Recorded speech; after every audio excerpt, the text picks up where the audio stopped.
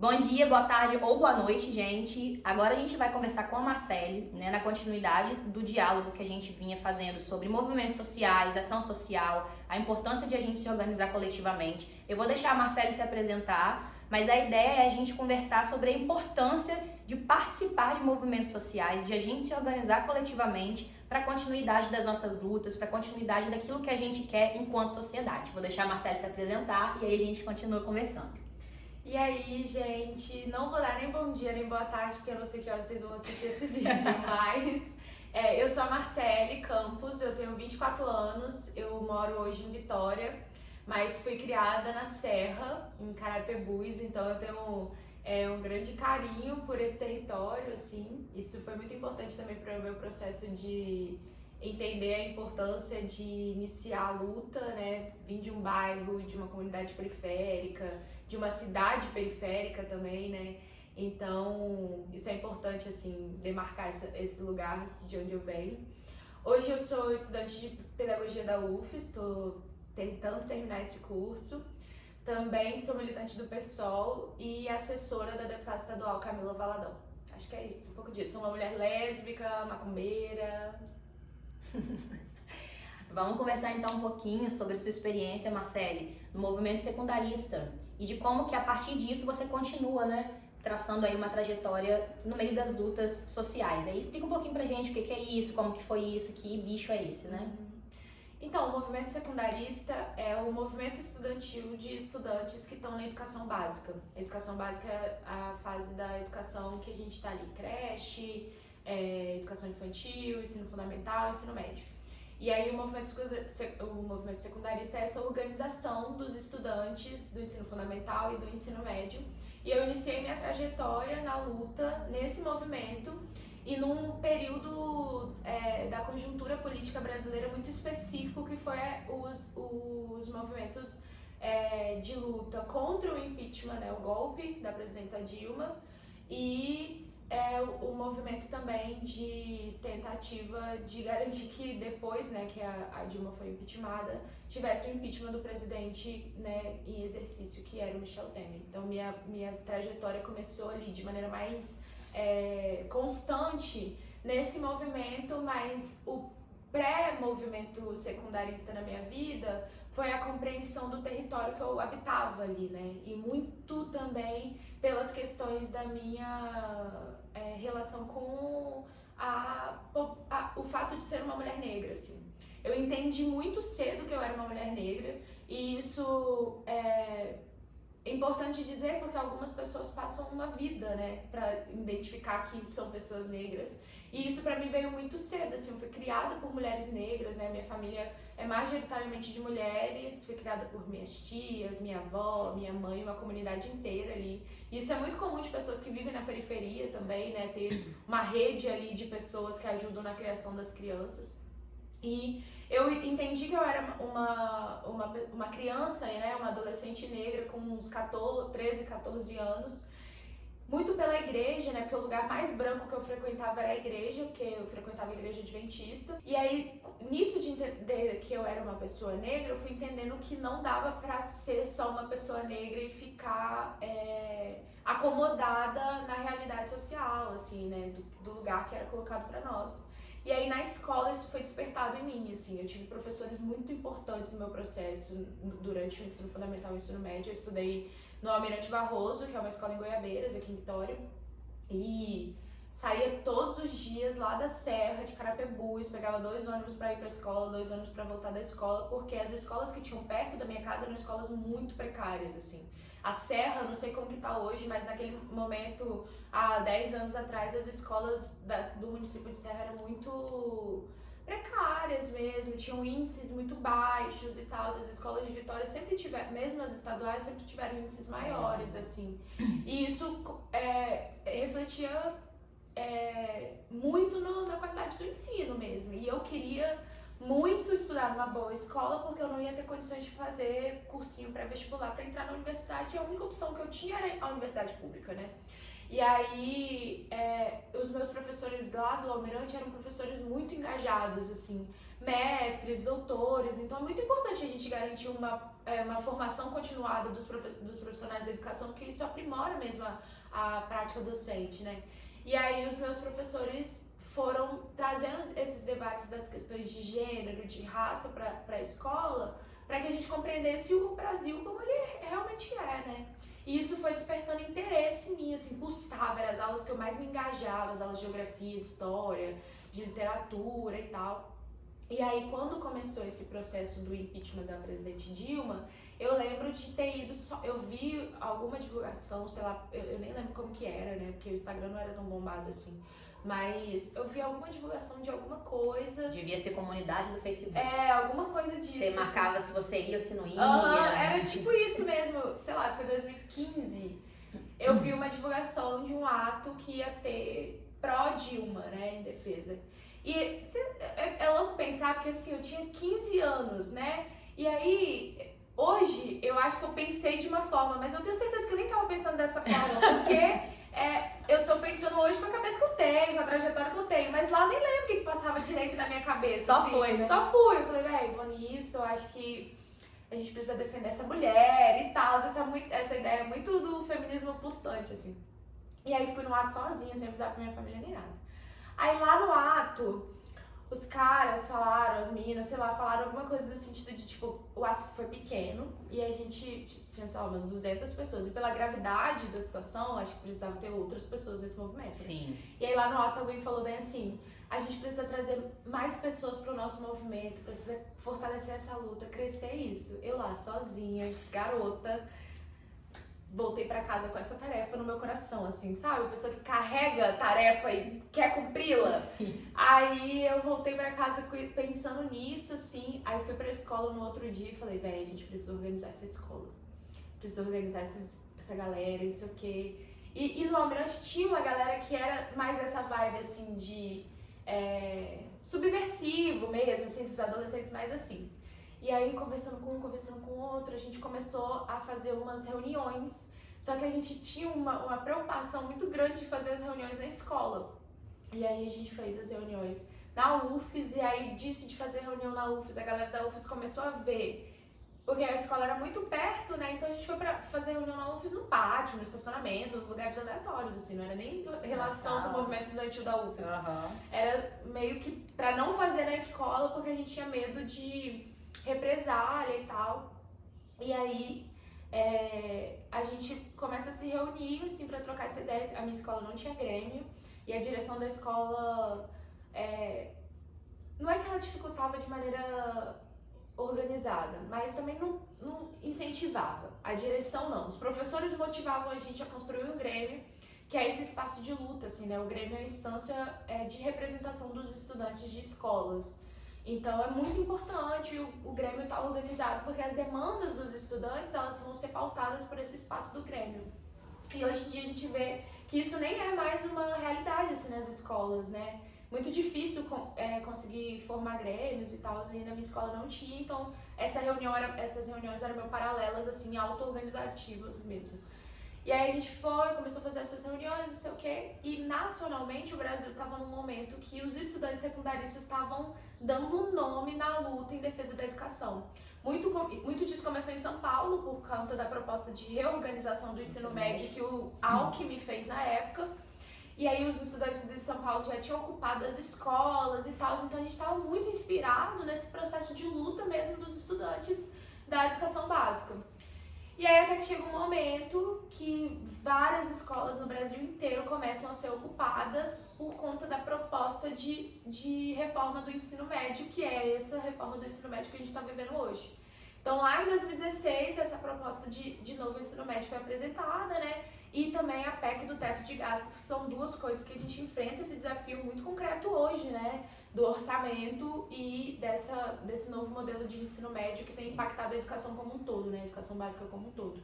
E aí a gente decidiu que ia ocupar a escola. E eu acho que isso foi um marco na minha vida, porque... E eu fiz esse resgate todo, porque eu não consigo identificar outra pessoa depois desse momento de ocupação da escola, que foi um processo de imersão mesmo na luta, assim, né?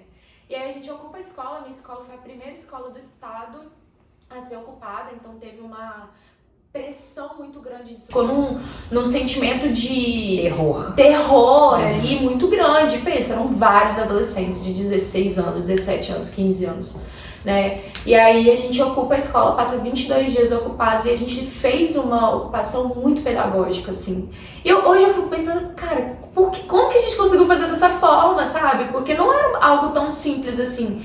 Mas a galera ali era muito boa, muito engajada e a gente teve muito apoio também da UFES, dos movimentos sociais, né? Eu lembro que nesse período eu tive a oportunidade, né, de estar em algumas escolas facilitando oficinas, batendo um papo, e eu lembro de ter entrado nas escolas e ficado muito impressionada. Sim. Porque tinha aula de história, tinha aula de física, tinha aula de português, tinha aula de tudo.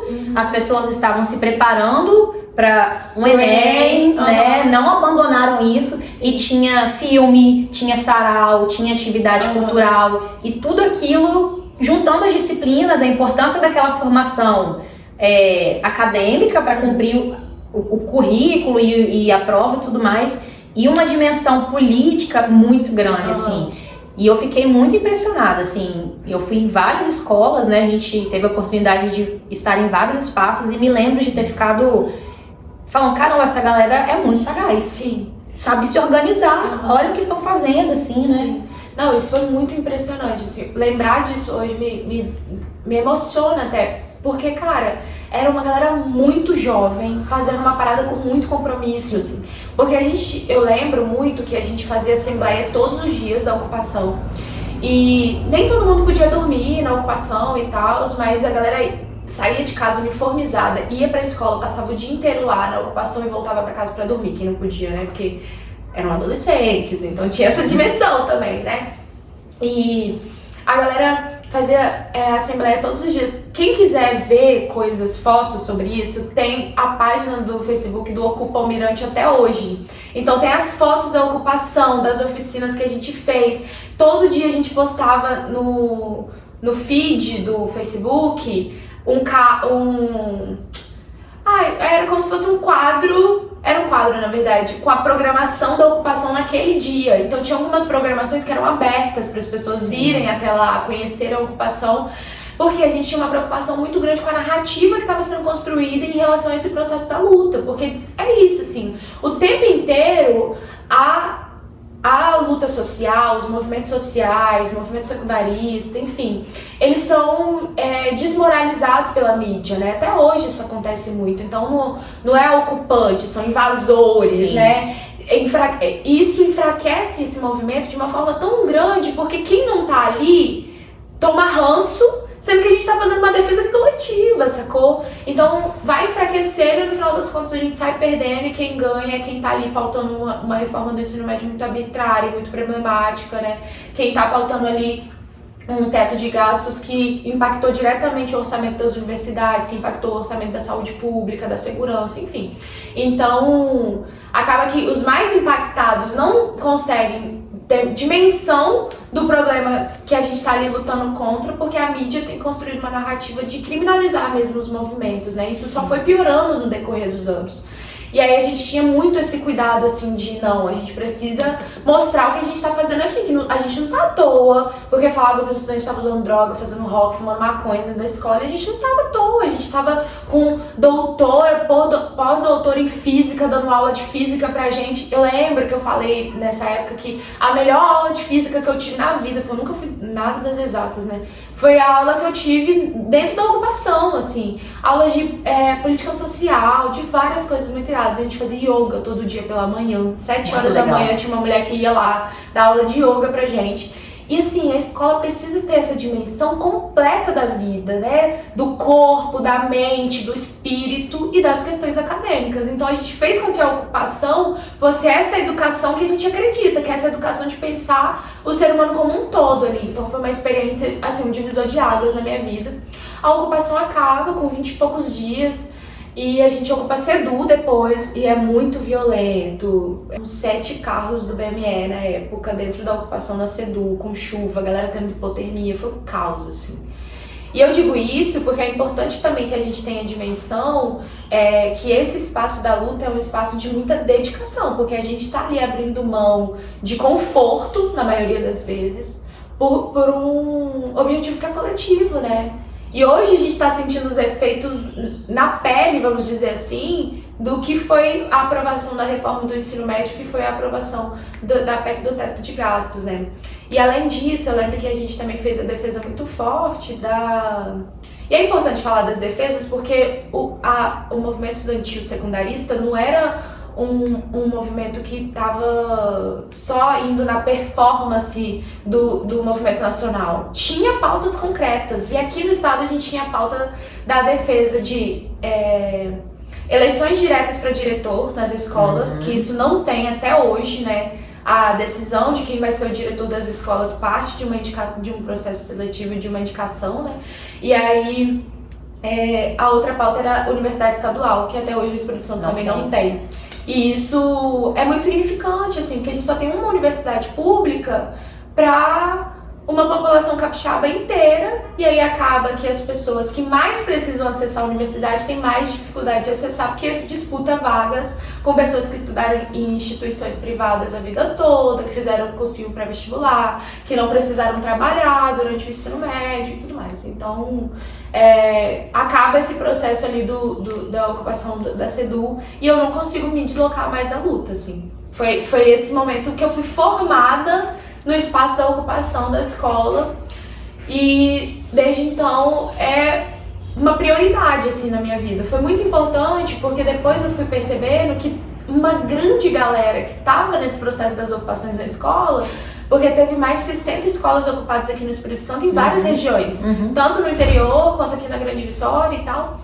E depois eu encontrava com a galera que estava nas ocupações e eu via a galera seguindo a luta no seu território, sacou? Então a galera que era das escolas da Serra tava ali na militância dentro do território deles, ali muita galera de Carapina, na periferia e tudo mais, a galera de Vila Velha. E hoje eu ainda tenho um contato com essas pessoas e eu vejo essas pessoas trabalhando no CRJ, essas pessoas ainda de alguma forma envolvidas, né, nesses equipamentos públicos ou não, né, que tá ali num trabalho constante de garantia de direitos mesmo, né, da população negra, da juventude negra principalmente, ou das infâncias, enfim, eu vejo a galera que foi ali formada na ocupação em vários espaços hoje e isso me deixa muito feliz porque... É a continuidade, né? Exatamente, não permitir que apesar das derrotas, né, do ponto de vista da aprovação da PEC, da aprovação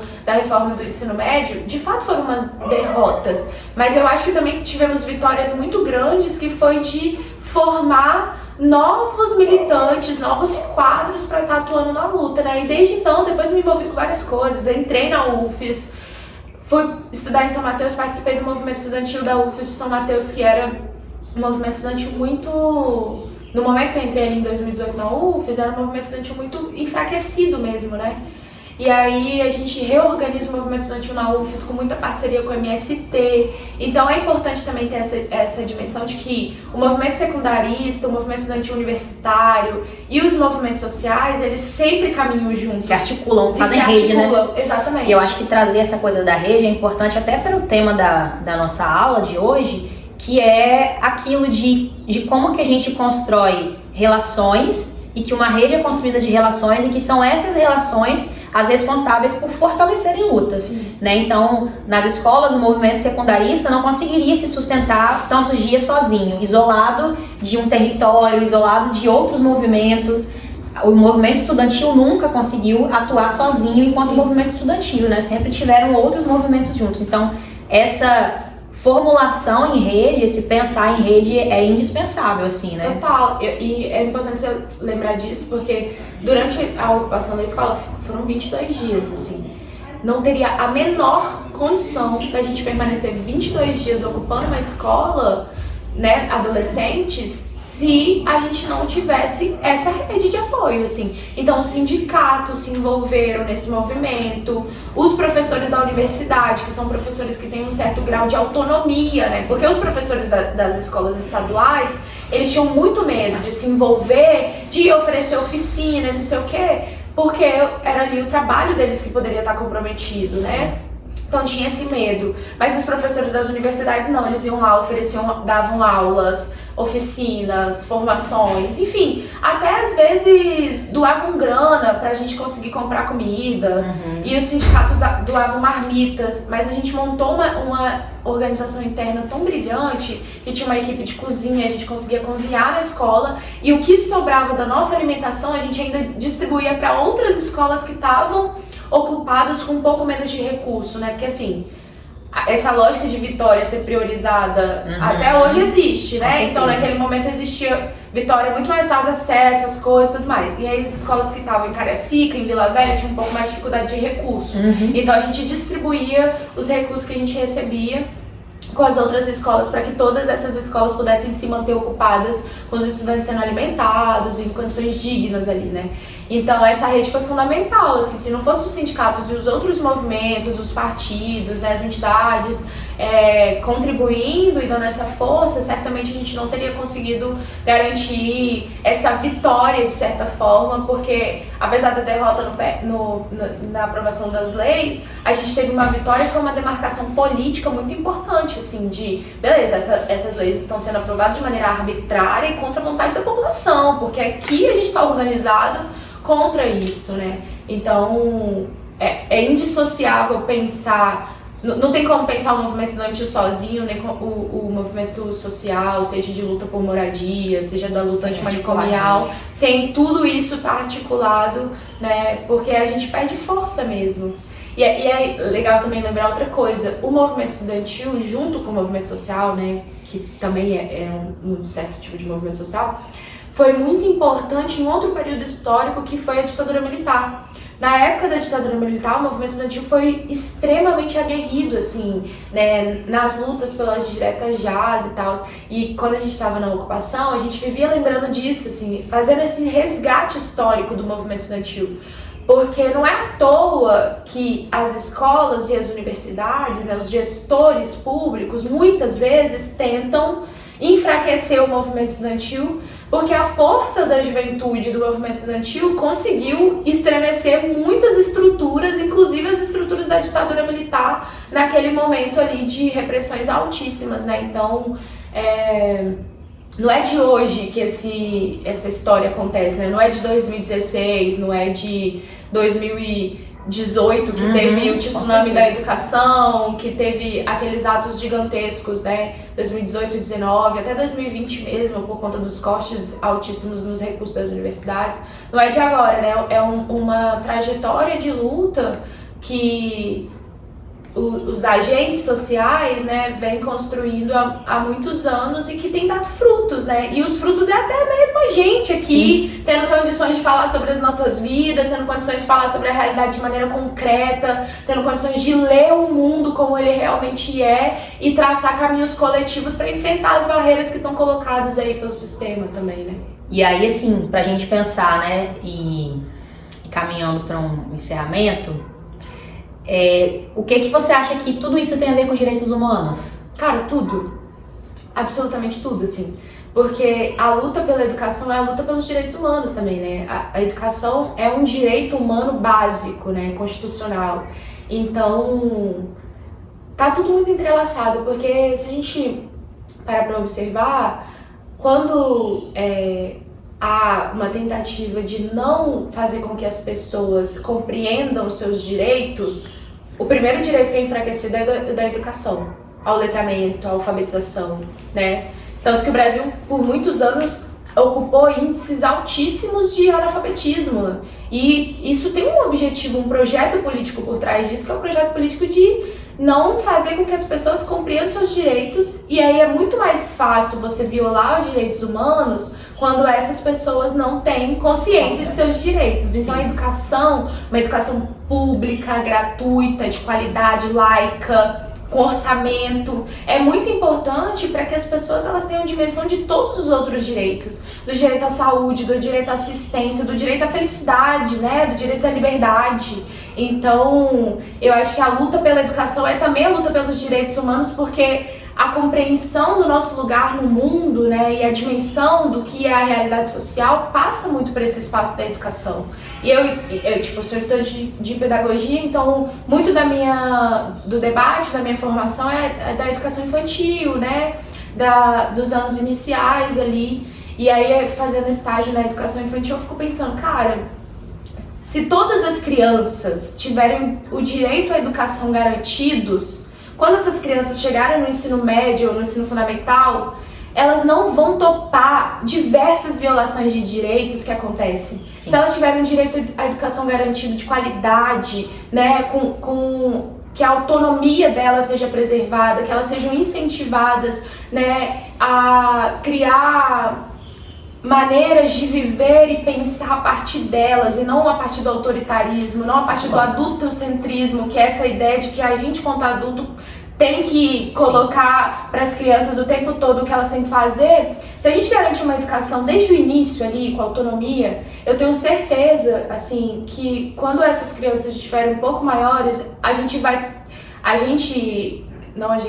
as pessoas que estão aí violando direitos vão ter cada vez mais dificuldade de violar esses direitos, porque elas vão ter compreensão do lugar delas no mundo, assim. Então, acho que a luta por uma educação de qualidade, laica, justa, né, e a luta pelos direitos humanos são lutas que estão entrelaçadas, porque a gente precisa o tempo inteiro construir esse movimento pedagógico mesmo do que são os direitos humanos, porque muitas vezes isso tá disseminado, assim. E o bolsonarismo, né, esse movimento da extrema-direita, dissolveu ainda mais as lutas dos direitos humanos, né? Porque colocou como se os direitos humanos fossem direito de bandido, toda essa narrativa mentirosa, né? E direitos humanos é ter direito a saneamento básico, é ter direito à educação, é ter direito ao seu corpo, que ele não seja violado, que ele não seja desrespeitado, que a sua identidade não seja desrespeitada. Então a escola, ela tem que cumprir esse papel fundamental de fazer com que as estudantes e os estudantes saiam daquele espaço compreendendo o que são os seus direitos e também oferecendo estratégias mesmo, para que instrumentos, acho que essa palavra é ideal, assim, instrumentos para que essas pessoas se organizem na sociedade, porque nenhum dos direitos que a gente conquistou e os direitos humanos, nenhum desses, eles foram conquistados assim, toma aí de presente. Foram lutas muito aguerridas dos nossos antepassados e lutas de hoje, né, do tempo de hoje. A gente continua garantindo direitos, a gente continua nessa luta, então é fundamental que a gente forme novas pessoas para permanecer nesse espaço, porque se a gente não tiver organizado, tudo que a gente conquistou até aqui vai ser retirado de nós, sabe? Então, pra gente mesmo continuar avançando na conquista de direitos, a gente precisa estar organizado. Muito bom, obrigada. Acho que você fala, acho que a gente encerra, né, essa aula 1 reafirmando o início, né? Primeiro, de que só a luta muda a vida. Exatamente. E segundo, de que a liberdade é uma luta constante. Exato. Né? Então, a nossa liberdade, os nossos direitos, eles não estão dados, eles não estão colocados a ponto de nunca mais serem alterados. E só lutando para que isso continue, para que a gente alcance outros lugares, é que a gente vai ter uma vida digna. Porque no final das contas, os direitos humanos, eles dizem sobretudo sobre a humana dignidade, o direito de ter dignidade, né? E isso requer muita coisa. E se informando, entendendo o nosso lugar no mundo, né? E aí já dando o ensejo para a próxima aula, né? Sobre que a gente vai pensar bastante sobre o nosso lugar no mundo. Como é fundamental a gente entender de onde a gente vem. Acho que Marcele começa, né? Falando de onde ela vem, quem é ela. E eu acho que isso é fundamental para a gente entender para onde que a gente tem que ir. Exato. Não tem como a gente querer chegar a algum lugar sem saber primeiro de onde a gente veio. Sim. Então eu acho que tomar consciência disso é fundamental, e a ideia dessa conversa foi isso, assim, de a gente se situar e pensar para onde a gente pode ir. E são muitos os caminhos, são muitas as lutas, são muitos os movimentos, e adorei. Obrigada.